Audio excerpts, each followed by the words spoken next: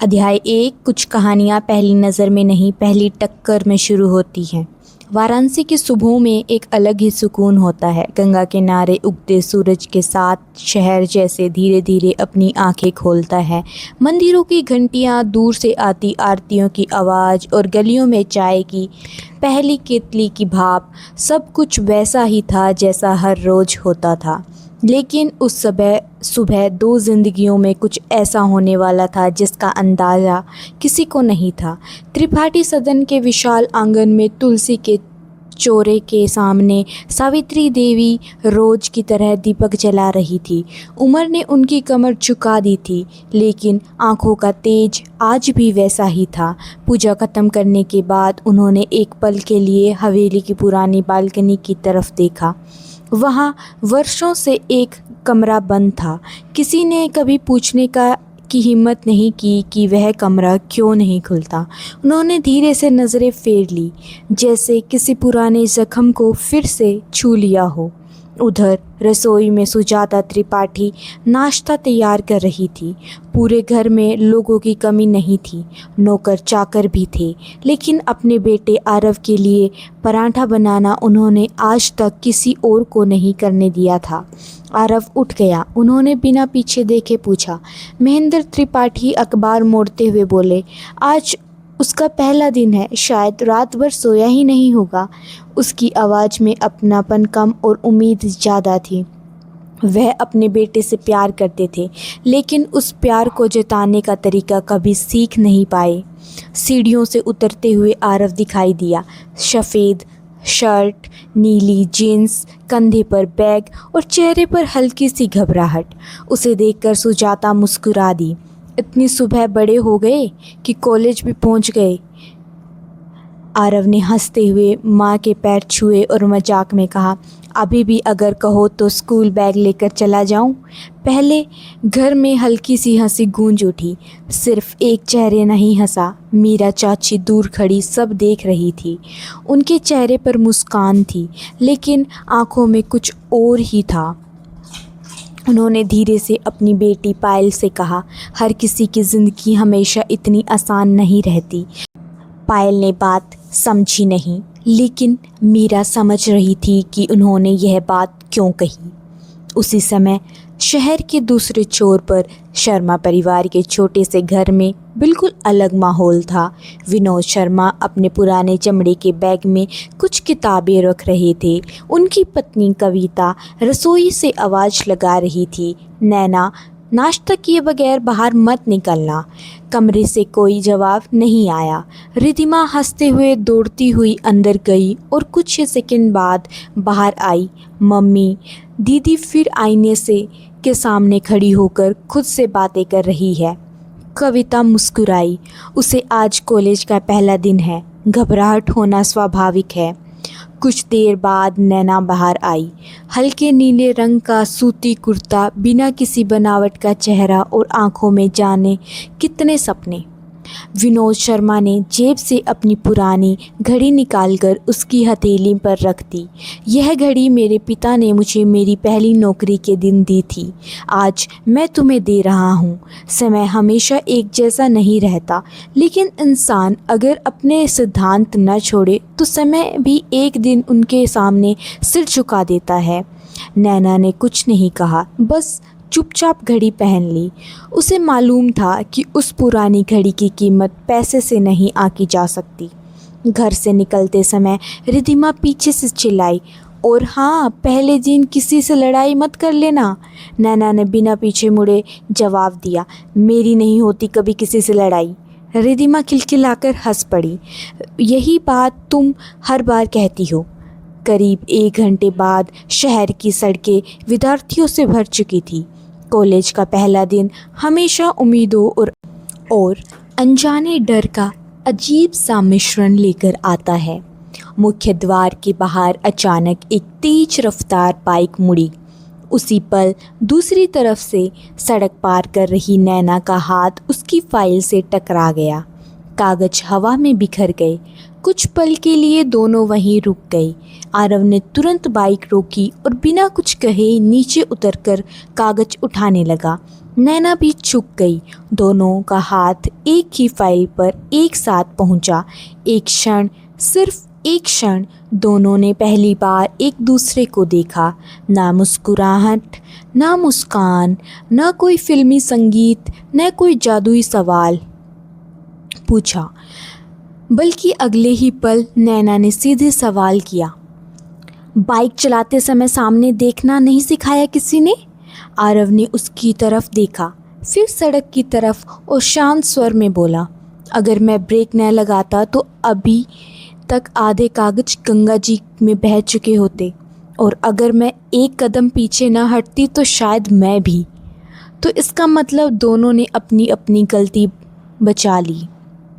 गलती आपकी थी, हो सकता है नहीं थी। आरव ने पहली बार हल्की सी मुस्कान दी। ठीक है, माफ़ कीजिए।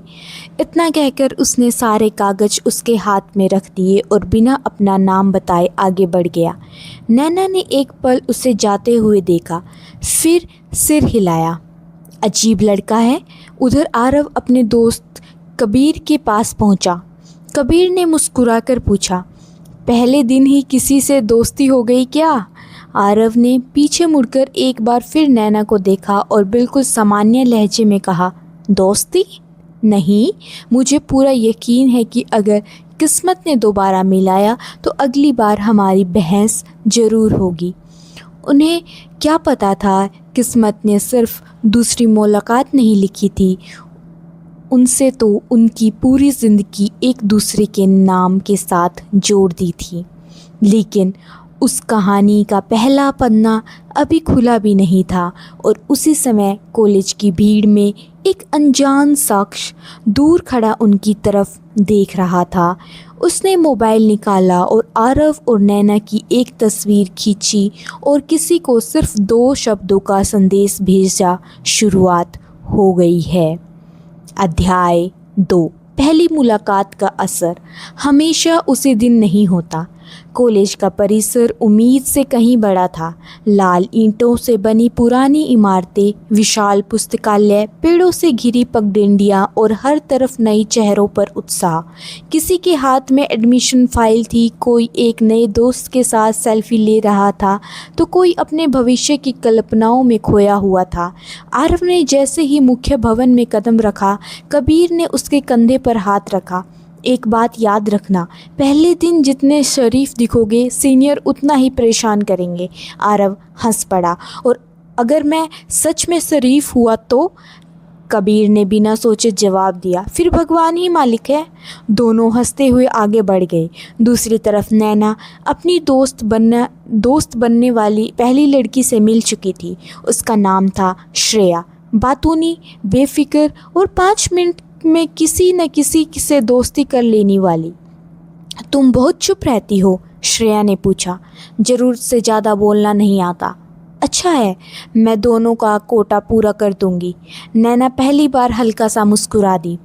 ओरिएंटेशन हॉल छात्रों से भरा हुआ था। प्रिंसिपल मंच पर खड़े होकर कॉलेज की परंपराओं के बारे में बता रहे थे, लेकिन आधे छात्रों का ध्यान भाषण से ज़्यादा आसपास बैठे लोगों पर था। आरव की नज़र अनायास सामने वाली कतार पर गई। वही लड़की, सुबह वाली, वह पुरानी गंभीरता से नोट्स लिख रही थी, जैसे दुनिया में उनके लिए इस समय वही सबसे ज़्यादा ज़रूरी काम हो। उसी पल नैना ने भी सिर उठाया। दोनों की नज़रें मिली, बस 1 सेकंड के लिए। फिर दोनों ने ऐसे नज़रें फेर ली जैसे सामने कोई अजनबी बैठा हो। पीछे बैठा कबीर धीरे से बोला, लगता है पहचान की है। आरव ने बिल्कुल सामान्य स्वर में कहा, सुबह सड़क पर मिली थी। और कुछ नहीं, पक्का? पक्का। कबीर मुस्कुरा दिया। उसे पहल अपने दोस्त की आवाज़ में हल्का सा बदलाव साफ सुनाई दे रहा था। दोपहर तक कॉलेज में हलचल और बढ़ गई। क्लास खत्म होते ही सीनियर छात्रों ने नए विद्यार्थियों को ऑडिटोरियम में बुलाया। आधिकारिक तौर पर यह परिचय कार्यक्रम था, अनआधिकारिक तौर पर हल्की फुल्की रैगिंग थी। एक एक करके सबको मंच पर बुलाया जा रहा था। किसी से गाना गवाया जा रहा था, किसी से कविता, किसी से अपना परिचय। जब नैना का नाम पुकारा गया, वह बिना घबराहट के मंच पर चली गई। नाम नैना शर्मा, शौक किताबें पढ़ना, और बस पूरे हॉल में हल्की सी हंसी गूंज गई। एक सीनियर मुस्कुराया। इतनी सीधी सादी हो या बनने की कोशिश कर रही हो? नैना ने शांत स्वर में कहा, जो हूँ वही हूँ। उत्तर छोटा था लेकिन आत्मविश्वास से भरा था। कुछ लड़कियां प्रभावित हुई, कुछ लड़कों को चुनौती महसूस हुई। पीछे बैठा विवान मल्होत्रा सब कुछ चुपचाप देख रहा था। कॉलेज का लोकप्रिय सीनियर, तेज दिमाग, बेहतरीन वक्ता, हर किसी का पसंदीदा, लेकिन उसकी आदत थी लोगों को बहुत ध्यान से पढ़ना। उसने पहली बार नैना को देखा और उसके चेहरे पर एक अजीब सी मुस्कान उभर आई। उसी समय मंच पर आरव का नाम पुकारा गया। वह सहजता से ऊपर गया। नाम आरव त्रिपाठी। कोई टैलेंट? ज़्यादा नहीं। झूठ बोल रहे हो? संभव है। हॉल में जोर की हंसी गूंज उठी। सीनियर ने मुस्कुराकर कहा, अच्छा तो सामने खड़ी लड़की से माफ़ी मांगो। आरव ने बिना सवाल किए नैना की तरफ देखा और बोला, सुबह वाली गलती के लिए एक बार फिर माफ़ी चाहता हूँ। हॉल अचानक चुप हो गया। नैना भी कुछ पल के लिए हैरान रह गई। उसे उम्मीद थी कि कोई इतनी सहजता से सबके सामने माफ़ी मांग लेगा। उसने धीरे से कहा, ठीक है, मैंने भी ज़्यादा डांट दिया था। किसी ने ताली बजाई, फिर पूरा हॉल तालियों से भर गया। दूर खड़ा विवान अब भी चुप था। उसने जेब से मोबाइल निकाला, स्क्रीन पर पहले से मौजूद एक पुराने नंबर को देखा। कुछ सेकंड तक सोचता रहा, फिर बिना कॉल किए मोबाइल वापस रख दिया। उसकी आंखों में एक ऐसी पहचान थी जैसे वह आरव को पहली बार नहीं देख रहा हो। शाम को जब आरव घर पहुंचा, सावित्री देवी बरामदे में बैठी थी। उन्होंने बस एक सवाल पूछा, पहला दिन कैसा रहा? आरव ने हल्की मुस्कान के साथ कहा, अच्छा था दादी। बस एक लड़की से 2 बार बहस हो गई। सावित्री देवी ने जाने क्यों एक पल के लिए उसकी आंखों में देखा, फिर बहुत धीमे स्वर में बोली, कुछ लोग ज़िंदगी में बहस बनकर आते हैं और फिर पूरी ज़िंदगी का सबसे बड़ा रिश्ता बन जाते हैं। आरव हंसकर आगे बढ़ गया, लेकिन सावित्री देवी की मुस्कान धीरे धीरे गायब हो चुकी थी। उसी रात जब पूरा घर सो चुका था, वह चुपचाप ऊपर वाले बंद कमरे तक गई। कांपते हुए हाथों से ताला खोला। अंदर धूल से ढका एक पुराना संदूक रखा था। उन्होंने उसे खोला। सबसे ऊपर एक फीकी पड़ चुकी तस्वीर रखी थी। तस्वीर में 2 परिवार साथ खड़े थे। किनारे पर एक छोटी सी बच्ची मुस्कुरा रही थी और उसके बगल में लगभग 5 साल का एक लड़का खड़ा था। सावित्री देवी ने कांपती उंगलियों से तस्वीर पर हाथ फेरा, फिर बहुत धीरे से फुसफुसाई, अगर उस दिन वो हादसा नहीं हुआ होता तो शायद आज ये कहानी कुछ और होती। उसी पल बाहर किसी के कदमों की आहट सुनाई दी। उन्होंने घबराकर तस्वीर वापस संदूक में रख दी, लेकिन उन्हें पता नहीं था दरवाजे के नीचे से आती हल्की सी रोशनी में कोई उनकी परछाई देख चुका था। अध्याय 3। कुछ चेहरे पहली बार नहीं मिलते, बस पहली बार पहचान में आते हैं। अगली सुबह कॉलेज का माहौल पहले दिन से बिल्कुल अलग था। अब चेहरों पर झिझक कम और उत्सुकता ज़्यादा थी। कैंपस की चहल पहल में धीरे धीरे अपनेपन की झलक आने लगी थी। कोई क्लास ढूंढ रहा था, कोई कैंटीन का रास्ता, तो कोई पहले ही दिन अपनी दोस्ती को हमेशा का नाम देने में लगा था। आरव हमेशा की तरह समय से 10 मिनट पहले पहुंच गया था। आदत उसने अपने पिता से सीखी थी। महेंद्र त्रिपाठी अक्सर कहा करते थे, जो इंसान समय की कीमत नहीं करता, समय भी उसकी कीमत नहीं करता। कबीर अभी तक नहीं पहुंचा था। आरव अकेले बरामदे में खड़े पेड़ के नीचे नोटिस बोर्ड पर लिखे नोटिस पढ़ रहा था कि पीछे से एक आवाज़ आई, सॉरी, जरा रास्ता देंगे? उसने बिना देखे एक कदम पीछे किया, लेकिन जैसे ही मुड़ा सामने नैना थी। दोनों कुछ पल चुप रहे, फिर नैना ने बिल्कुल सपाट लहजे में कहा, आज बाइक नहीं लाई? आरव मुस्कुरा दिया, लाई है, लेकिन आज किसी की फाइल उड़ाने का इरादा नहीं है। नैना के होठों पर हल्की सी मुस्कान आ गई, जिसे तुरंत छिपा लिया गया। अच्छा है। इतनी सी बातचीत के बाद दोनों अपनी अपनी दिशा में बढ़ गए। दूर खड़ा कबीर यह सब देख रहा था। वह धीरे से खुद ही बुदबुदाया, ये कहानी दोस्ती से शुरू नहीं होगी, बहस से ही होगी। पहला लेक्चर खत्म होने के बाद प्रोफेसर ने छात्रों को 4-4 लोगों के समूह में बांट दिया। सेमेस्टर प्रोजेक्ट अगले 6 महीने चलेगा। ग्रुप नहीं बदले जाएंगे। सोच समझकर काम कीजिएगा। सूची बोर्ड पर लग गई है। आरव त्रिपाठी, नैना शर्मा, कबीर सक्सेना, श्रेया मेहता, चारों एक ही समूह में थे। सबसे पहले श्रेया ने प्रतिक्रिया दी, वाह, कम से कम किसी जान पहचान वाले के साथ तो हूँ। कबीर ने तुरंत हाथ बढ़ाया, जान पहचान? अभी करा देता हूँ मैं। कबीर, श्रेया, दोनों की बातचीत शुरू हो गई। आरव और नैना एक दूसरे को देखकर बस सिर हिलाकर रह गए। उसी समय पीछे से किसी ने ताली बजाई। लगता है नया ड्रीम टीम बन गया। सबने मुड़कर देखा। विवान मल्होत्रा सामने खड़ा था। कॉलेज का स्टार सीनियर। कॉन्फिडेंस उसके चेहरे पर नहीं, उसके चलने के अंदाज से दिखता था।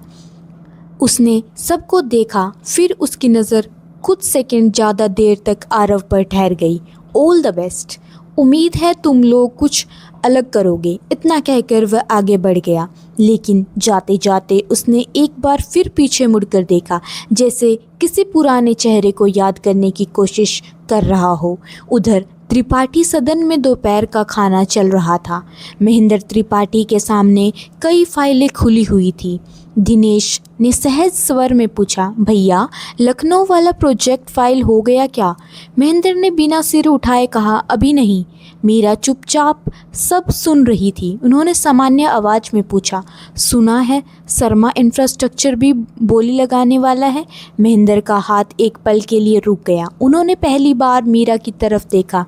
तुम्हें ये जानकारी किसने दी? मीरा मुस्कुराई, लोग बातें करते रहते हैं। महेंद्र ने कोई जवाब नहीं दिया, लेकिन उनके चेहरे का रंग हल्का बदल गया था। सावित्री देवी दूर से वह सब देख रही थी। उसके चेहरे पर चिंता की एक महीन लकीर उभर आई थी, जैसे शर्मा नाम ने उनके भीतर कोई बहुत पुराना दरवाज़ा फिर से खोल दिया हो। उसी शाम नैना अपने पिता के कमरे में गई। विनोद शर्मा पुरानी किताबों की अलमारी साफ कर रहे थे। एक मोटी किताब के बीच से अचानक एक पुरानी तस्वीर नीचे गिर गई।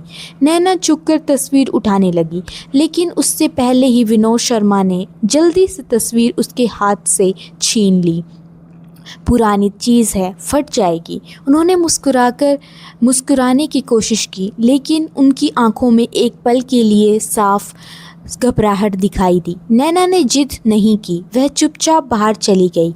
दरवाज़ा बंद होते ही विनोद शर्मा ने तस्वीर को बहुत देर तक देखा।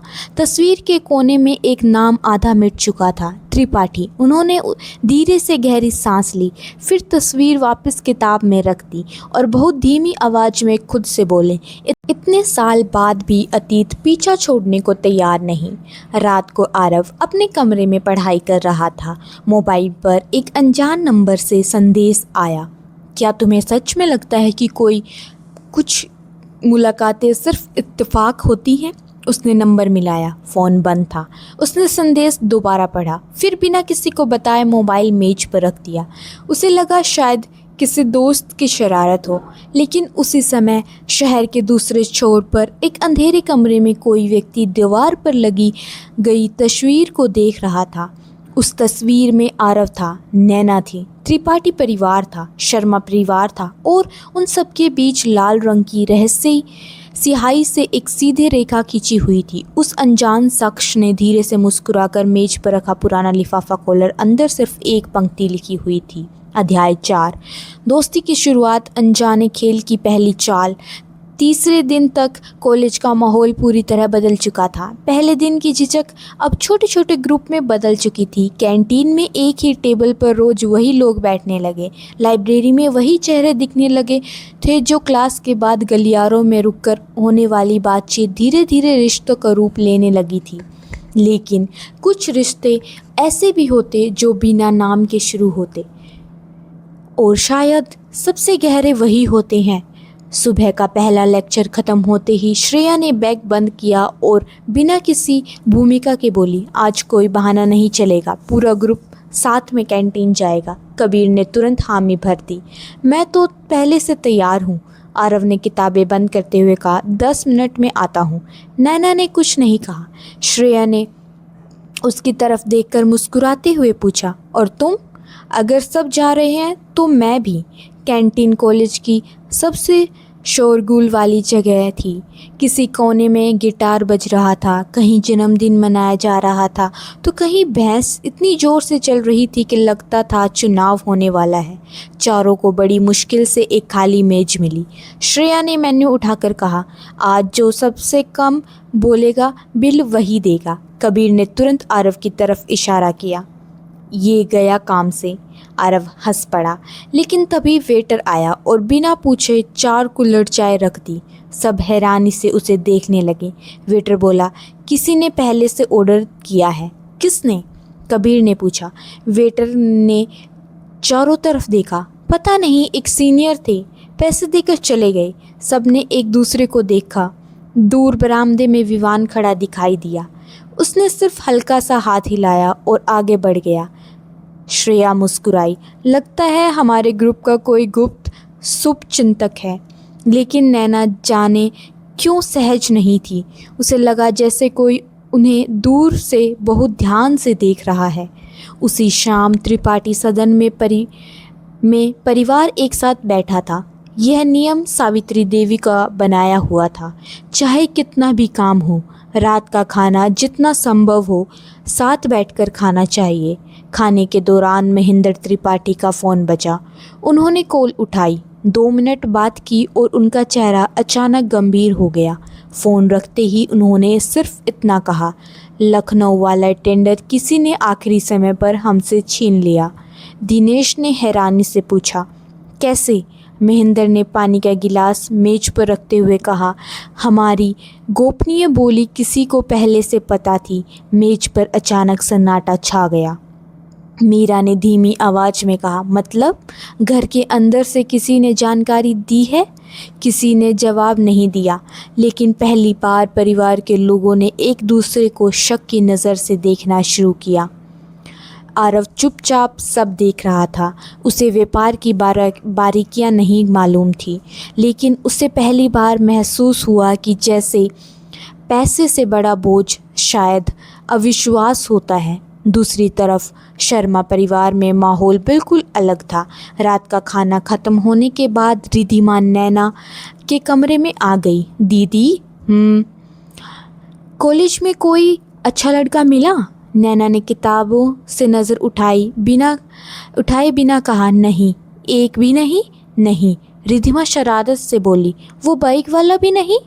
एक बार नैना ने किताब बंद कर दी। तुझे कैसे पता? तुम्हारे चेहरे से। दोनों कुछ पल एक दूसरे को देखती रही, फिर अचानक दोनों हंस पड़ी।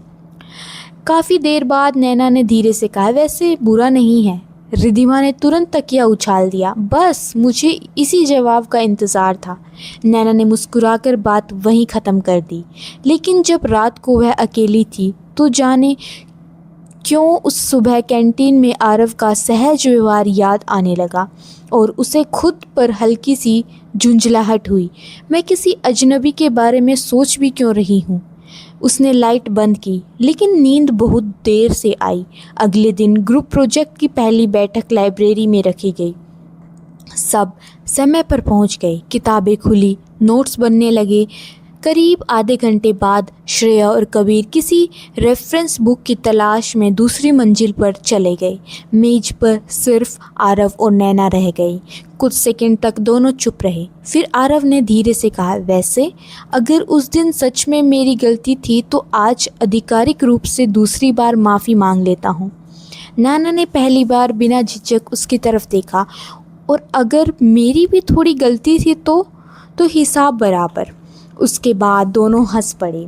बात पढ़ाई से शुरू हुई, फिर किताबों तक पहुंची, फिर बचपन की पसंदीदा कहानियों तक। और उन्हें पहली बार महसूस हुआ कि बहस करने वाले दो लोग हमेशा एक दूसरे से अलग नहीं होते। कई बार उनकी सोच आश्चर्यजनक रूप से मिलती है। दूर खड़ी खिड़की के बाहर कोई खड़ा यह सब देख रहा था। उसने मोबाइल निकाला, एक तस्वीर ली और इस बार सिर्फ एक शब्द लिखा, नज़दीक किया। संदेश भेजने के कुछ सेकंड बाद जवाब आया, जल्दी मत करो, उन्हें पहले प्यार होने दो। अध्याय 5। इश्क अभी अचानक नहीं होता, वह धीरे धीरे आदत बनता है। अगर किसी ने उस समय आरव से पूछा होता कि नैना उसके लिए क्या है, तो शायद वह बिना सोचे कह देता, सिर्फ एक क्लासमेट। और अगर यही सवाल नैना से पूछा जाता तो उसका जवाब भी लगभग वही होता। लेकिन ज़िंदगी की सबसे बड़ी सच्चाई यही है कि दिल को अक्सर वह बातें सबसे आखिर में समझ आती है या पता चलती है जो पूरी दुनिया पहले से देख रही होती है। कॉलेज में एक हफ्ता बीत चुका था। अब चारों का ग्रुप लगभग हर जगह साथ दिखाई देने लगा, क्लास हो, लाइब्रेरी हो या कैंटीन। कबीर की बेवकूफ़ियाँ, श्रेया की लगातार चलती बातें और आरव नैना की छोटी छोटी नोकझोंक सबके लिए सामान्य बात बन चुकी थी। एक दिन प्रोफेसर आनंद ने पूरी क्लास को एक असाइनमेंट दिया। इस बार सिर्फ किताबों से नहीं काम चलेगा। शहर के पुराने हिस्से में जाकर लोगों से बात करनी होगी। इतिहास सिर्फ इमारतों में नहीं, लोगों की यादों में भी छिपा होता है। ग्रुप्स बन गए, जैसा तय था। चारों साथ निकल पड़े। वाराणसी की संकरी गलियों में चलते हुए श्रेया हर 5 मिनट में किसी दुकान के सामने रुक जाती। इतनी सुंदर चूड़ियाँ, अरे ये देखो बनारसी दुपट्टा, अरे ये यहाँ की कचौड़ियाँ तो खानी ही पड़ेगी। कबीर हंसते हंसते परेशान हो चुका था। हम प्रोजेक्ट करने आए हैं या पूरी मार्केट खरीदने? नैना पहली बार खुलकर हंसी। आरव ने चुपचाप उसकी तरफ देखा।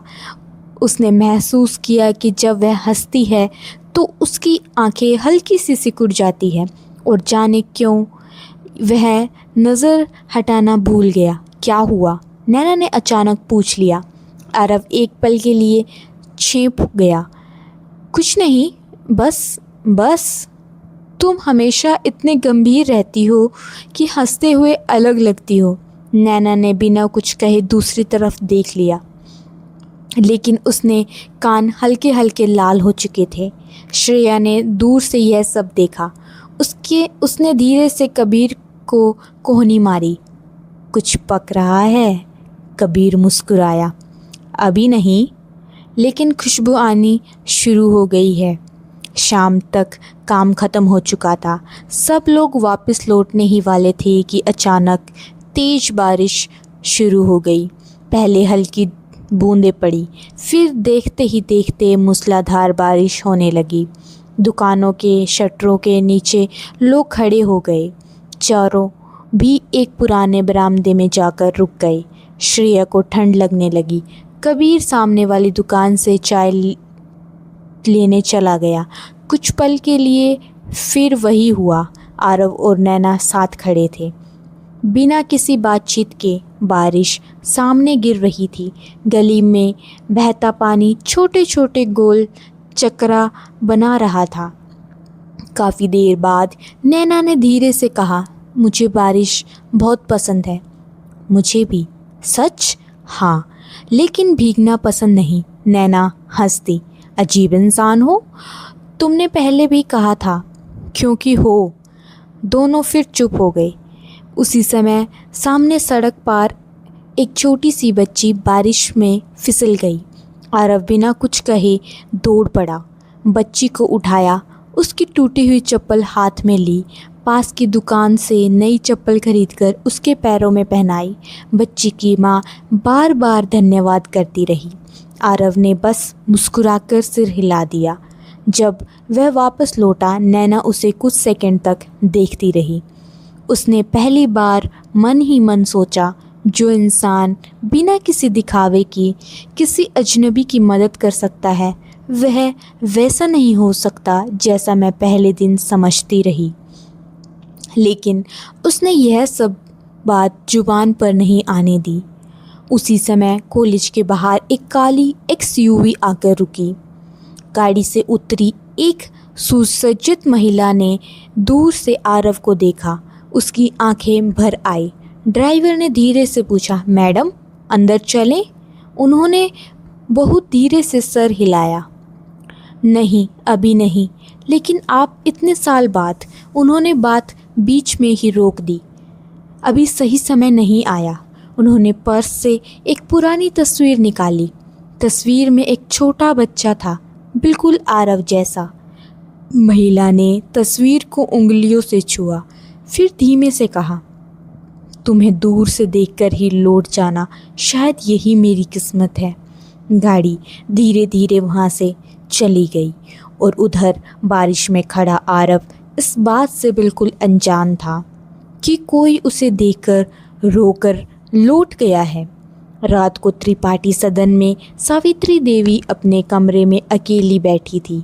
उनके सामने वही पुराना संदूक खुला था। इस बार उन्होंने उसमें से एक चिट्ठी निकाली। कागज पीला पड़ चुका था, लिखावट धुंधली हो चुकी थी, लेकिन कांपते हाथों से पहली पंक्ति पढ़ी और अचानक उनकी आंखों से आंसू बह निकले। तभी बाहर से मीरा की आवाज़ आई, माँ जी आप जाग रही हैं? सावित्री देवी ने घबराकर चिट्ठी वापस संदूक में रख दी। हाँ, आ जाओ। मीरा कमरे में आई। उनकी नज़र एक पल के लिए संदूक पर गई। फिर उन्होंने बिल्कुल सामान्य स्वर में कहा, आजकल आरव बहुत खुश रहने लगा है। सावित्री देवी मुस्कुराई। बच्चा है, कॉलेज गया है, दोस्त बन रहे होंगे। मीरा ने उनकी आंखों में देखते हुए धीरे से कहा, बस ध्यान रखिएगा, कुछ रिश्ते बनने से पहले ही तोड़ देने चाहिए, बाद में बहुत देर हो जाती है। कमरे में कुछ सेकंड के लिए सन्नाटा छा गया। सावित्री देवी ने कोई जवाब नहीं दिया, लेकिन पहली बार उन्हें ऐसा लगा जैसे मीरा सिर्फ एक सामान्य बात नहीं कह रही थी, जैसे उन्हें कुछ ऐसा पता हो जो इस घर में किसी और को नहीं पता था। और उसी रात किसी अज्ञात नंबर से नैना के फ़ोन पर एक संदेश आया, आरव त्रिपाठी से जितना दूर रहोगी उतना सुरक्षित रहेगा। नैना ने संदेश दोबारा पढ़ा। उसने नंबर मिलाया। फ़ोन स्विच ऑफ आ रहा था। उसने बिना किसी को बताए वह संदेश डिलीट कर दिया, लेकिन उसके मन में पहली बार एक अनजाना डर पनप चुका था। अध्याय 6। कुछ डर बेवजह नहीं होते। अगली सुबह नैना बहुत देर तक उस अनजान संदेश के बारे में सोचती रही। उसने रात को किसी से कुछ नहीं कहा था, ना माँ से, ना पापा से, ना रिद्धिमा से। खुद को कई बार समझाए कि शायद किसी की बचकानी शरारत हो, लेकिन मन था कि मानने को तैयार नहीं था। नाश्ते की मेज पर कविता शर्मा ने उसकी तरफ गौर से देखा। सब ठीक है? हाँ। पक्का? हाँ मम्मी, बस नींद थोड़ी कम हुई। कविता ने ज़्यादा पूछना ठीक नहीं समझा। उन्हें अपनी बेटी की आदत पता थी। वह अपने मन की बात तब तक किसी को नहीं साझा करती थी जब तक खुद को बिल्कुल मजबूर महसूस ना हो। विनोद शर्मा चुपचाप अखबार पढ़ रहे थे। अचानक उनकी नज़र पहले पन्ने पर छिपी एक खबर पर टिक गई। त्रिपाठी ग्रुप को करोड़ों का नुकसान, गोपनीय जानकारी लीक होने का शक। उन्होंने कुछ सेकंड तक खबर पढ़ी, फिर बिना कुछ कहे अखबार मोड़कर रख दिया। कविता ने पूछा, क्या हुआ? कुछ नहीं, व्यापार की खबर है। लेकिन उनके चेहरे पर आया बदलाव नैना की नज़र से छिपा नहीं था। उसने पहली बार लगा कि पापा ने त्रिपाठी नाम पहले भी कहीं सुना है, शायद बहुत पहले। कॉलेज पहुंचते ही श्रेया हमेशा की तरह पूरे उत्साह से मिली। आज क्लास के बाद सब लोग कैंपस के पीछे वाले गार्डन चलेंगे। कबीर ने समोसे खिलाने की कसम खाई। दूर से कबीर चिल्लाया, अरे मैंने कब कहा? कल कहा था, मैंने मजाक किया था। अब देर हो चुकी है। पूरी बात सुनकर आसपास खड़े छात्र हंसने लगे। इसी हंसी मजाक के बीच नैना की नज़र अचानक सामने गई। आरव किसी बुजुर्ग मालिक के साथ ज़मीन पर बैठा था। उसके हाथ मिट्टी से सने हुए थे और बिना किसी झिझक के पौधे लगा रहा था। वह दृश्य किसी दिखावे जैसा नहीं था। वह कैमरा नहीं था, वहाँ कैमरा नहीं था। कोई सोशल मीडिया पोस्ट नहीं बना रही थी, कोई तालियां नहीं बजा रहा था। बस एक लड़का था और एक बूढ़ा आदमी जो साथ मिलकर पौधे लगा रहे थे। नैना कुछ पल वहीं खड़ी रही। श्रेया ने उसकी नज़र का पीछा किया और मुस्कुराई। देख रही हो क्या उसे? नहीं तो अच्छा, झूठ बोल भी नहीं आता तुम्हें? नैना ने बिना जवाब दिए बैग कंधे पर ठीक किया और आगे बढ़ गई। लेकिन चलते चलते उसने एक बार फिर पीछे मुड़कर देखा। इस बार आरव की नज़र भी उसी पर थी। दोनों ने कुछ नहीं कहा, सिर्फ हल्की सी मुस्कान, और फिर दोनों अपनी अपनी दिशा में चल पड़े। उसी दोपहर त्रिपाठी सदन में मीरा अपने कमरे में का दरवाज़ा बंद करने की कोशिश करके किसी से फ़ोन पर बात कर रही थी। उनकी आवाज़ बहुत धीमी थी। नज़र रखो, हर छोटी बात की जानकारी चाहिए। दूसरी तरफ से क्या कहा गया सुनाई नहीं दिया। मीरा फिर बोली, नहीं, अभी कोई कदम मत उठाना, जल्दबाजी से खेल बिगड़ता है। कुछ पल चुपी रही, फिर उनके चेहरे पर हल्की सी मुस्कान आई। हाँ, अगर दोनों करीब आएंगे तभी तो उन्हें अलग करना आसान होगा। फ़ोन कट गया। उन्होंने खिड़की से बाहर देखा। आंगन में सावित्री देवी तुलसी में पानी डाल रही थी। मीरा की आंखों में एक अजीब सी चमक थी, जैसे बरसों से इंतज़ार किया हुआ कोई खेल आखिरकार शुरू हो चुका था। शाम का प्रोजेक्ट की तैयारी के साथ चारों दोस्त लाइब्रेरी में बैठे थे। किताबों को ढेर के बीच कबीर ने अचानक उबकर कहा, चलो एक गेम खेलते हैं। श्रेया ने तुरंत पूछा, कैसा गेम? हर इंसान अपने बारे में एक सच और एक झूठ बोलेगा, बाकी लोग पहचानेंगे कि झूठ कौन सा है। सब मान गई। सबसे पहले श्रेया की बारी आई। उसने इतनी तेज़ी से बातें की कि किसी को समझ नहीं आया सच क्या था और झूठ क्या था। सब हंसते रहे। फिर कबीर की बारी आई। उसने दावा किया कि बचपन से वह सर्कस में भागा गया था। किसी ने यकीन नहीं किया। फिर बारी आई आरव की। उसने शांत आवाज़ में कहा, पहली बात, मुझे ऊंचाई से बहुत डर लगता है। दूसरी बात, मैंने आज तक किसी से झूठ नहीं बोला। श्रेया ने तुरंत कहा, दूसरी बात झूठ है। कबीर बोला, नहीं, पहली। आरव मुस्कुरा दिया, पहली बात झूठ थी। वह हंस पड़े। फिर सबकी नज़र नैना पर गई। कुछ पल सोचकर उसने कहा, पहली बात, मैं लोगों पर आसानी से भरोसा नहीं करती। दूसरी बात, मैं किसी को खोने से बहुत डरती हूँ। इस बार कमरे में अजीब सी खामोशी फैल गई। किसी ने जवाब नहीं दिया। नैना ने हल्की मुस्कान के साथ कहा, पहली बात सच है, और दूसरी? उसने खिड़की के बाहर देखते हुए बहुत धीरे से कहा, वो भी सच है। आरव ने पहली बार महसूस किया कि उस लड़की की मुस्कान के पीछे कोई गहरा अकेलापन छिपा है। उसे वजह नहीं पता थी, लेकिन शायद पहली बार उसे सचमुच जानने की इच्छा हुई। उसी रात त्रिपाठी सदन के पुराने बंद कमरे में कोई मौजूद था। दरवाज़ा अंदर से खुला हुआ था। अंधेरे में एक टॉर्च की रोशनी धीरे इधर उधर घूम रही थी। लकड़ी की वह पुरानी संदूक खुल चुका था। उसमें रखी चीज़ें अस्त व्यस्त पड़ी थी और सबसे नीचे रखा एक छोटा मखमली लिफाफा गायब था। कुछ मिनट बाद सावित्री देवी वहां पहुंची। जैसे ही उनकी नज़र खाली जगह पर पड़ी, उनके हाथ कांप गए। उनके मुंह में अनानास निकला। हे भगवान, इतने साल बाद वो चीज़ किसके हाथ लग गई? कमरे के बाहर हवा तेज चल रही थी। पुरानी खिड़की अपने आप खुल रही थी और फर्श पर पड़ा था एक आधा फटा कागज। सावित्री देव के पैर पे आकर चिपक गए। उधर सिर्फ एक ही आवाज़ गूंज अध्याय 7, दिल की बातें अक्सर सबसे पहले दूसरों को पता चलती है। वाराणसी में सितंबर की सुबहों को अपना एक अलग ही रंग होता है। रात की हल्की बारिश के बाद पेड़ों की पत्तियों पर ठहरी बूंदें, गीली मिट्टी की खुशबू और हवा में घुली ठंडक मन को बिना वजह हल्का कर देती। लेकिन उस समय त्रिपाठी सदन में किसी का मन हल्का नहीं था। सावित्री देवी रात की घटना के बाद बिल्कुल बदली बदली लग रही थी। उन्होंने किसी से कुछ नहीं कहा, लेकिन सुबह की पूजा भी जल्दी जल्दी निपटा दी। सुजाता ने कई बार पूछा, तबीयत तो ठीक है ना माँ जी?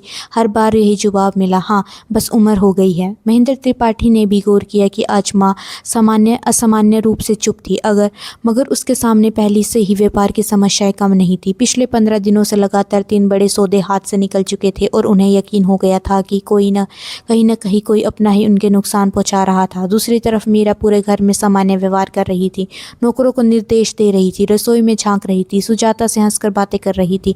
लेकिन अब भी उनकी नज़र सावित्री देवी पर पड़ी थी। होठों के किनारे से एक अलग सी मुस्कान थी जिसे समझ पाना आसान नहीं था। कॉलेज में उस दिन सांस्कृतिक समिति का नोटिस लगा था। 1 महीने बाद वार्षिक उत्सव होने वाला था। अलग अलग प्रतियोगिताओं के नाम लिखे जा रहे थे। श्रेया तो जैसे इसी दिन का इंतजार कर रही थी। मैं डांस करूंगी, एंकरिंग भी करूंगी और अगर मौका मिले तो ड्रामा भी। कबीर ने सिर पकड़ लिया। थोड़ा कॉलेज हमारे लिए भी छोड़ देना। श्रेया ने बिना देर किए जवाब दिया, तुम चाहो तो बैकग्राउंड में पेड़ बन जाना। पास खड़े छात्र हंस पड़े। आरव भी मुस्कुरा रहा था। नैना चुपचाप नोटिस बोर्ड पढ़ रही थी। कबीर उसके पास आया। तुम क्या करोगी? कुछ नहीं। क्यों? स्टेज पर जाने की आदत नहीं तो बना लो। जरूरत नहीं। श्रेया अचानक बीच में आ गई। अच्छा, अगर मैं नाम लिखा दूँ तो? मत लिखाना, और अगर लिखा दिया तो फिर मैं भाग जाऊंगी। श्रेया ने हंसते हुए उसकी तरफ देखा। तुम्हें पता है, तुम जितना मना करती हो मेरा उतना मन करता है। दोपहर की क्लास खत्म होने के बाद सब कैंटीन पहुंचे। आज भीड़ बहुत ज़्यादा थी।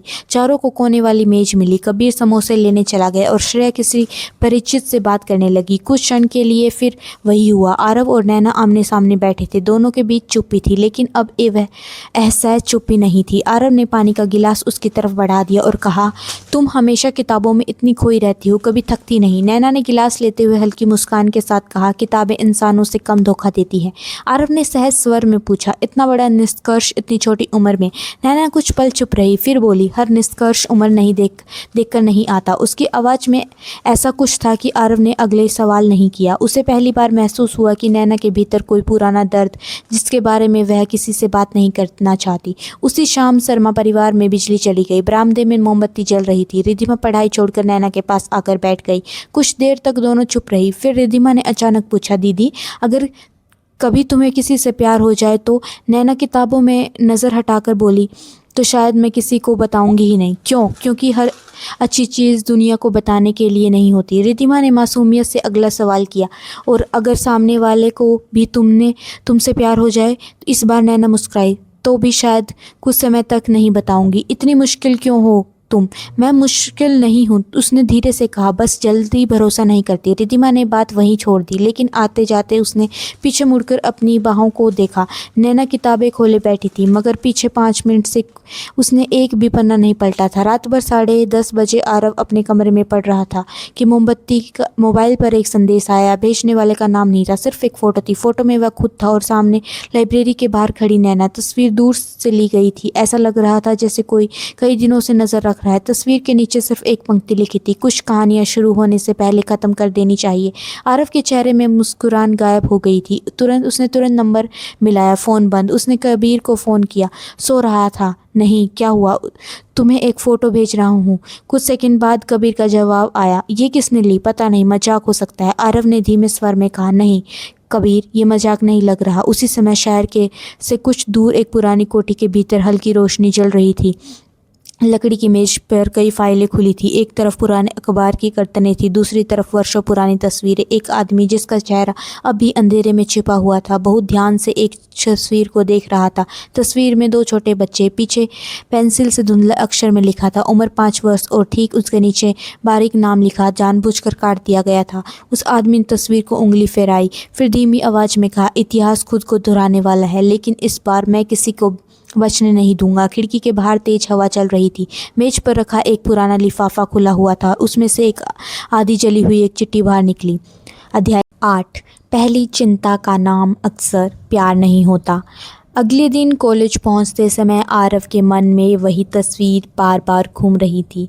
रात को उसने कई बार उस अनजान नंबर को फ़ोन मिलाया था, लेकिन हर बार वही नतीजा, फ़ोन बंद। सुबह की हल्की धूप कैंपस की लाल इमारतों पर फैल चुकी थी, लेकिन उसके भीतर एक अजीब सी बेचैनी थी। कबीर ने आते ही उसके चेहरे की तरफ देखा और बिना भूमिका के पूछा, बैठा? रात भर सोया नहीं? सोया था, झूठ मत बोल। आरव ने बैग मेज पर रखते हुए धीमे स्वर में कहा। मुझे समझ नहीं आ रहा कि कोई हमारी तस्वीर क्यों ले रहा है। कबीर ने कुछ देर सोचकर कहा, हो सकता है कोई बेवकूफ़ सीनियर हो या फिर किसी को घटिया मजाक। और अगर ऐसा ना हो तो? कबीर पहली बार चुप हो गया। उसने बात बदलने की कोशिश की। चल पहले क्लास करते हैं, जासूस बाद में बनेंगे। लेकिन उनके चेहरे पर हल्की चिंता साफ दिखाई दे रही थी। उधर नैना ने भी वह धमकी भरा संदेश किसी को नहीं बताया था। वह खुद को सामान्य दिखाने की पूरी कोशिश कर रही थी, लेकिन श्रेया जैसी लड़की से कुछ छुपाना आसान नहीं था। क्लास शुरू होने से पहले ही श्रेया उसकी कुर्सी पर आकर बैठ गई। एक सवाल पूछूं? पूछो। तुम ठीक नहीं हो? मैं बिल्कुल ठीक हूँ। नहीं? हाँ? नहीं? नैना मुस्कुराई, लेकिन इस बार मुस्कान आंखों तक नहीं पहुंची। श्रेया ने उसका हाथ हल्के से दबाया। देखो, मैं ज़बरदस्ती नहीं करूँगी, लेकिन कभी लगे कि किसी से बात करनी है तो याद रखना, मैं सिर्फ गॉसिप करने वाली लड़की नहीं हूँ। कुछ पल के लिए नैना की आंखें भर आई। उसने तुरंत चेहरा उसकी तरफ कर दिया। धन्यवाद, बस इतना ही कह पाई। दोपहर की क्लास में प्रोफेसर आनंद ने अचानक घोषणा की, अगले सप्ताह इंटर कॉलेज रिसर्च प्रोजेक्शन है। इस बार हमारे कॉलेज में सिर्फ 2 छात्रों का चयन होगा। पूरे हॉल में हलचल मच गई। नाम मैं नहीं चुनूंगा, प्रोफेसर मुस्कुराए। चयन मेरिट के आधार पर होगा। उन्होंने बोर्ड का कुछ नाम लिखे। सबसे ऊपर आरव त्रिपाठी, उसके ठीक नीचे नैना शर्मा। श्रेया ने धीरे से कबीर को कहानी मारी। देखा? कबीर ने फुसफुसाया। कहाँ? फुसफुसाकर कहा, भगवान भी शायद इन्हीं बार बार साथ बिठाने का पर तुले हैं। आरव ने एक नज़र नैना की तरफ देखा। नैना पहले से बोर्ड देख रही थी। दोनों की नज़रें मिली। इस बार किसी ने नज़रें नहीं चुराई, बस हल्की सी मुस्कान, और फिर दोनों वापस बोर्ड की तरफ देखने लगे।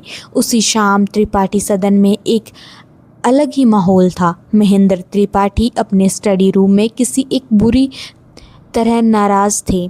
टेबल पर फाइलें बिखरी हुई थी। ये दस्तावेज बाहर कैसे पहुँचे?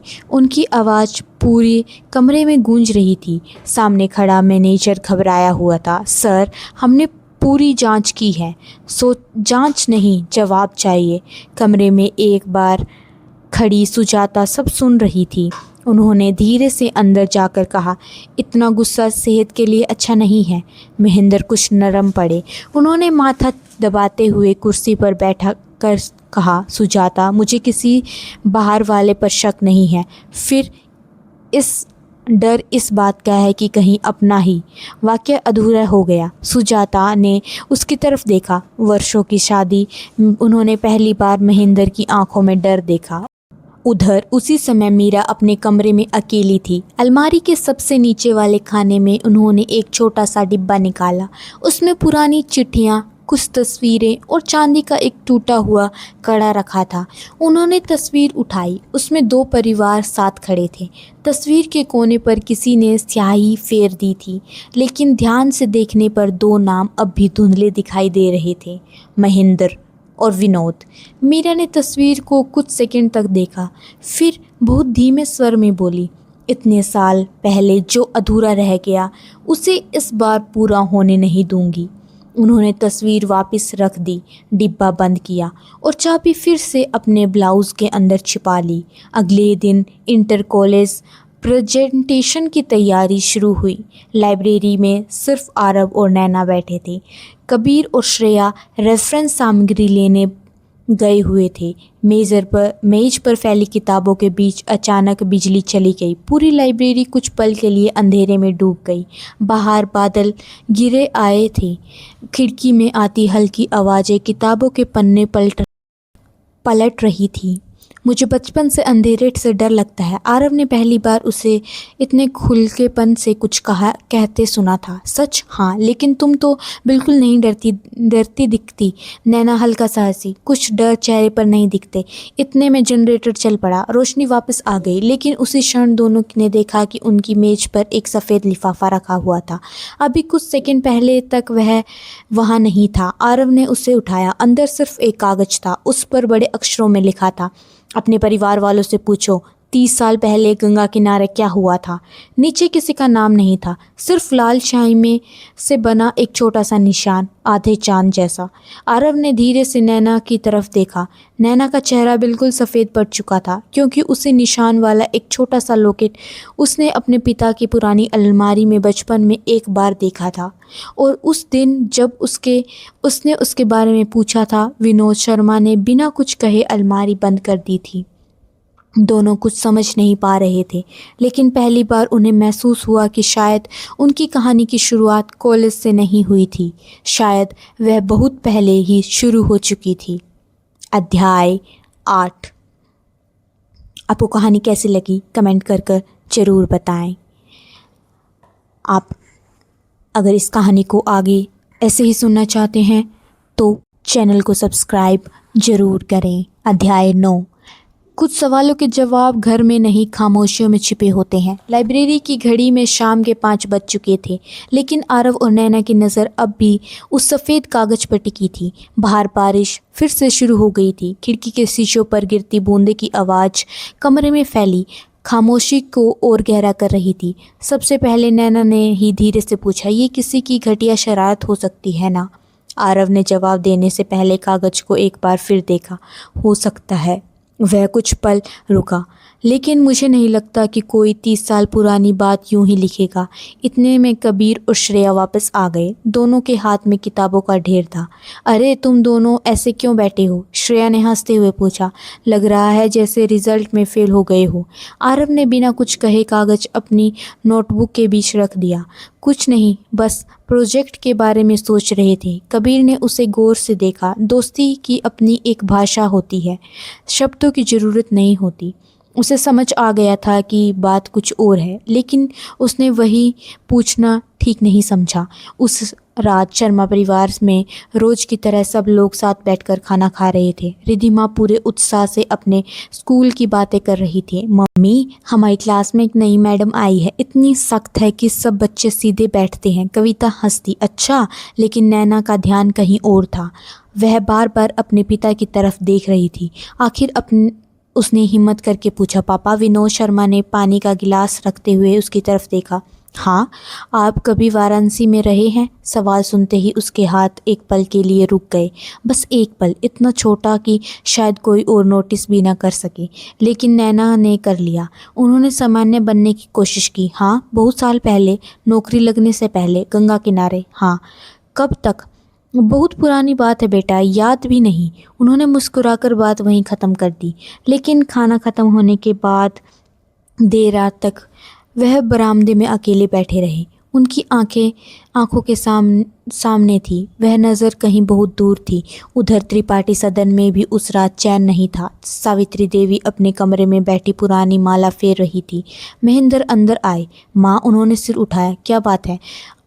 आपसे कुछ बात पूछनी है। पूछो। महेंद्र कुछ पल चुप रहा, फिर धीमे स्वर में बोला, क्या हमारा कभी शर्मा परिवार से कोई संबंध था? सावित्री देवी ने के हाथ भी माला अचानक रुक गई। उनकी आंखों में जैसे समय उल्टा चलने लगा, लेकिन अगले ही पल उन्होंने सामान्य स्वर में कहा, इस देश में शर्मा उपनाम वाले लाखों लोग हैं बेटा। मैं सामान्य बात नहीं पूछ रहा, और मैं सामान्य जवाब दे रही हूँ। महेंद्र समझ गए माँ कुछ छिपा रही है। उन्होंने आगे कुछ नहीं पूछा, लेकिन जाते जाते एक बार पलटकर जरूर देखा। सावित्री देवी की आंखों के कोने भीग चुके थे।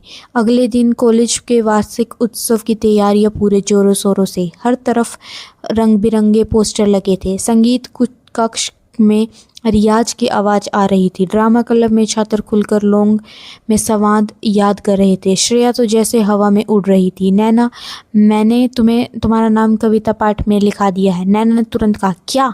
घबराओ मत, तुम्हें सिर्फ 2 मिनट बोलना है। मैं नहीं करूँगी। करोगी? नहीं करूँगी। करोगी। कबीर ने हंसते हुए आरव से कहा। इन दोनों की बहस देखकर लगता है भविष्य में वकील बनेंगी। आरव मुस्कुरा दिया। उसने पहली बार देखा कि नैना गुस्से में भी बिल्कुल बच्चों जैसे लगती है। कुछ देर बाद वह चुपचाप उनके पास गया। अगर नहीं करना चाहती तो मत करो। नैना ने हैरानी से उसकी तरफ देखा। तुम मुझे मनाओगे नहीं? क्यों? सब यही कहते हैं। आरव ने बहुत सहज स्वर में कहा। हर इंसान को अपनी मर्जी का हक होना चाहिए। नैना कुछ नहीं बोली, लेकिन उसके चेहरे पर पहली बार वह मुस्कान आई जो बिना कोशिश के आती थी। शाम को प्रैक्टिस खत्म होने के बाद कॉलेज लगभग खाली हो चुका था। सूरज ढल रहा था। पूरा कैंपस सुनहरी रोशनी में नहाया हुआ था। नैना बस स्टॉप की तरफ जा रही थी कि पीछे से किसी ने आवाज़ दी, 1 मिनट। वह मुड़ी। आरव था। उसके हाथ में एक छोटी सी डायरी थी। ये तुम्हारी है शायद, लाइब्रेरी की मेज पर रखी थी। नैना ने डायरी ली। धन्यवाद। वैसे, आरव थोड़ा रुका, तुम बहुत लिखती हो। नैना हल्का सा मुस्कुराई। जब बातें किसी से नहीं कह पाती तो कागज को कह देती हूँ। क्या मैं कभी पढ़ सकता हूँ? उसने तुरंत सिर हिला दिया। नहीं। इतना बुरा लिखती हूँ? नहीं, उसने धीमे स्वर में कहा। कुछ बातें सिर्फ लिखी जाती हैं, सुनाई नहीं जाती। दोनों कुछ सेकंड तक यूं ही खड़े रहे। बस स्टॉप पर बस आ चुकी थी। नैना चढ़ने लगी। अचानक उसने पीछे मुड़कर कहा, वैसे धन्यवाद किस बात का? मुझे बदलने की कोशिश नहीं करने के लिए। बस चल पड़ी। आरव बहुत देर तक उसे जाता हुआ देखता रहा।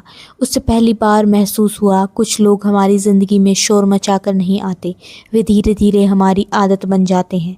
लेकिन उसी समय, कॉलेज के समय, सामने सड़क के पार खड़ी एक सफ़ेद कार के अंदर बैठा एक आदमी कैमरे को जूम बढ़ाकर लगातार उनकी तस्वीरें लिए जा रहा था।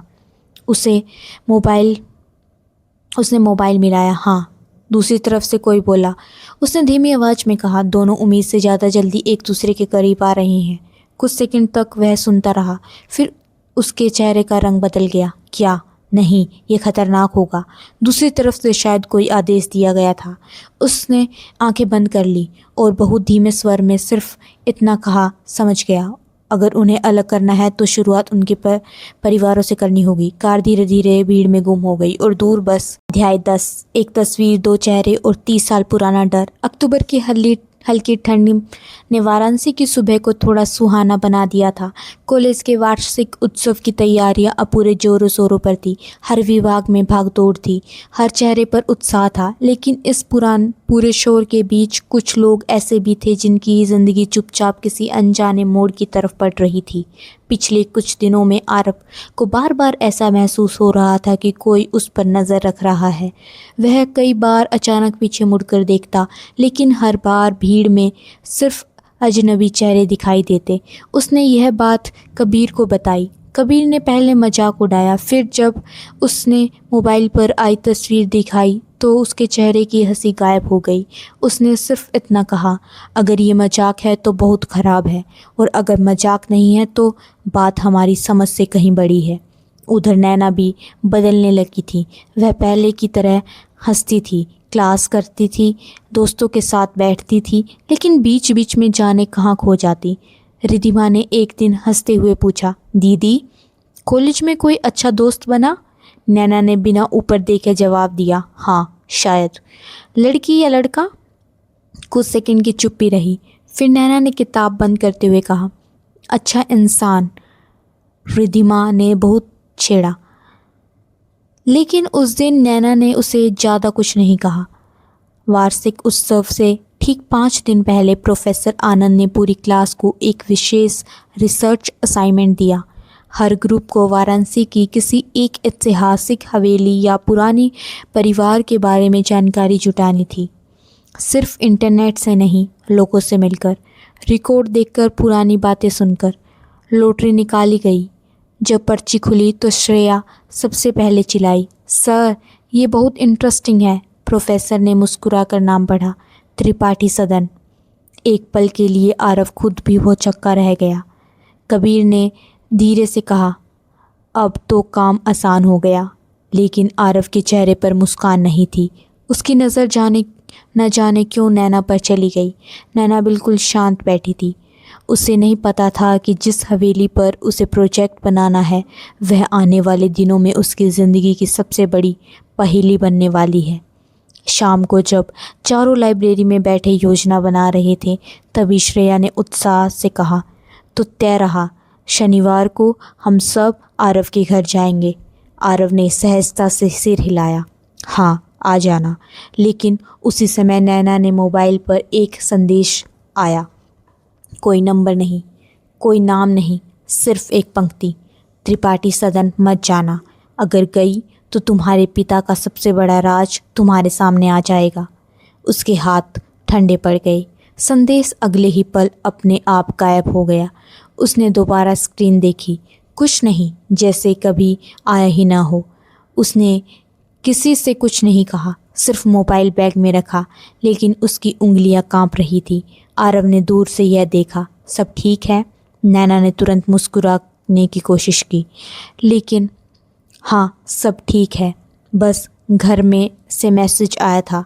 वह झूठ बोल रही थी और शायद पहली बार उसे इस बात का अपराध बोध भी हो रहा था। उधर उसी रात त्रिपाठी सदन में सावित्री देवी अकेले अपने कमरे में बैठी थी। कमरे की अलमारी से उन्होंने एक पुराना कपड़े का थैला निकाला। उसमें कुछ पीले पड़े चुके कागज, 2 पुरानी चिट्ठियाँ और एक काले सफ़ेद रंग की तस्वीर थी। उन्होंने तस्वीर हाथ में ली। तस्वीर में 2 युवा लड़के कंधे पर हाथ रखे मुस्कुरा रहे थे। पीछे गंगा का घाट साफ दिखाई दे रहा था। तस्वीर के पीछे लिखा था, महेंद्र और विनोद, दोस्ती उम्र भर रहेगी। सावित्री देवी की आंखें भर आई। उन्होंने कांपते हाथों से तस्वीर सीने से लगा ली। उसी समय कमरे का दरवाज़ा बिना दस्तक के खुला। मीरा अंदर आई। उसकी नज़र सीधे तस्वीर पर पड़ी। दोनों की आंखें मिली। कुछ सेकंड तक कमरे में फिर सन्नाटा था। फिर मीरा ने धीमी लेकिन बिल्कुल साफ शब्दों में कहा, इतने साल बाद भी आपने इसे संभाल कर रखा है। सावित्री देवी ने तस्वीर तुरंत पलट दी। तुम्हें किसने अंदर आने को कहा? मीरा ने कोई जवाब नहीं दिया। वह बस मुस्कुराई, ऐसी मुस्कान जिसमें सम्मान कम और छिपी हुई चेतावनी ज़्यादा थी। माँ जी, अतीत जितना दबा कर रखिए, एक दिन उतनी ही जोर से बाहर आता है। यह कहकर वह चली गई, लेकिन जाते जाते उसने दरवाज़ा पूरी तरह बंद नहीं किया, जैसे वह चाहती हो कि सावित्री देवी की बेचैनी पूरी रात उसका पीछा करे। अगली सुबह कॉलेज में एक छोटी सी घटना हुई, जिसमें पहली बार पूरे ग्रुप को हिला दिया। कैंटीन के बाहर नोटिस बोर्ड पर किसी ने लाल मार्कर से एक कागज़ चिपका दिया था। शुरू में किसी ने ध्यान नहीं दिया, फिर भीड़ बढ़ने लगी। कबीर सबसे पहले आगे बढ़ा। उसका चेहरा अचानक बदल गया। उसने तुरंत कागज़ उतारने की कोशिश की, लेकिन तब तक आरव और नैना भी वहाँ पहुँच चुके थे। कागज़ पर सिर्फ एक पुरानी तस्वीर छिपी थी। तस्वीर धुंधली थी, लेकिन पहचानने लायक साफ। एक तरफ युवा महेंद्र त्रिपाठी खड़ा था, दूसरी तरफ युवा विनोद शर्मा। दोनों मुस्कुरा रहे थे और उनके बीच खड़ी एक छोटी बच्ची का चेहरा किसी ने काले रंग से पूरी तरह मिटा दिया था। तस्वीर के नीचे सिर्फ एक लाइन लिखी थी, कहानी वहीं से शुरू होगी जहां सबने समझ लिया था कि वह ख़त्म हो चुकी है। भीड़ में खुसर पुसर शुरू हो गई थी। आरव ने पहली बार नैना की तरफ देखा। नैना की नज़र तस्वीर पर जमी हुई थी। उसकी सांसें तेज चल रही थी। उसने अचानक बचपन की एक धुंधली याद आई, एक पुराना आंगन, पीतल की घंटी और किसी महिला की आवाज़, बिटिया इधर मत भागो, गिर जाओगी। उसने सिर पकड़ लिया। उसे कुछ समझ नहीं आ रहा था, लेकिन ठीक उसी क्षण भीड़ के पीछे खड़ा एक अधेड़ आदमी धीरे से मुड़ा और बिना किसी को देखे वहाँ से चला गया। जाते जाते उसने जेब से फ़ोन निकाला और सिर्फ इतना कहा, पहला कदम पूरा हुआ। अब उन्हें सच के बारे में और करीब लाना है। और यहीं से कहानी सचमुच बदलने लगी। अगर आपको कहानी पसंद आई तो कमेंट ज़रूर करें। चैनल को सब्सक्राइब करना ना भूलें। एक प्यारा सा लाइक ज़रूर करें। अगर आपको चाहिए कि इस कहानी के नेक्स्ट एपिसोड आए तो आप कमेंट कर कर बताएं। 10,000 व्यूज़ होने पर इस कहानी का नेक्स्ट पार्ट जल्द ही अपलोड किया जाएगा। धन्यवाद।